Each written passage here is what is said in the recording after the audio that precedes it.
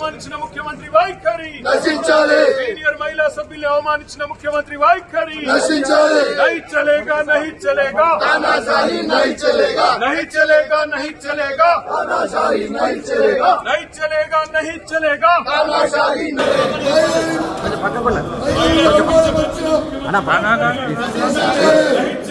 नहीं चलेगा नहीं चलेगा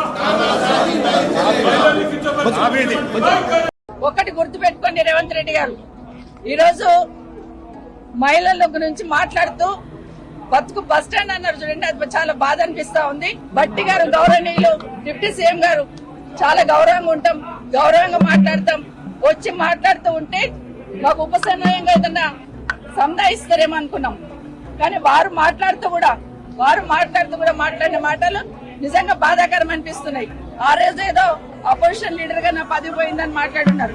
మరి మీ పక్క సీట్ ఈ రోజు మీకు వచ్చే అవకాశం ఉండే కదా, ఎందుకు ప్రయత్నం చేసుకోలేరని బట్టి గారిని కోరుతా ఉన్నాను. ఈ రోజు మీ పార్టీ అధికారంలో ఉంది కదా.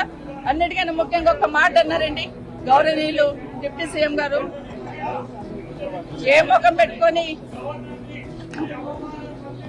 ఈ అసెంబ్లీలోకి వచ్చారన్నారు.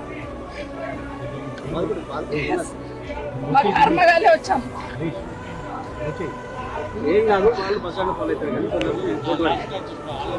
ఇది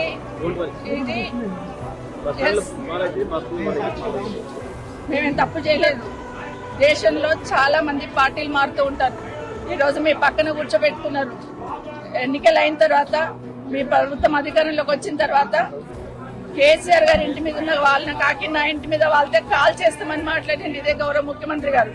కానీ అదే కేసీఆర్ గారు గెలిపించిన ఎమ్మెల్యేలంతా తీసుకుపోయి మీ పక్కన కూర్చోబెట్టుకున్నప్పుడు నన్ను పార్టీ మారినవని అడిగితే అధికారం మీకు ఎక్కడిదని అడుగుతున్నాను. ఆ రోజు నేను పార్టీ మారినప్పుడు వితిన్ ద పార్టీలో ఏం జరిగింది, ఏ విధంగా మమ్మల్ని మెడపట్టి బయటకు గెంటేశారని మీకు తెలీదా అని అడుగుతున్నాను.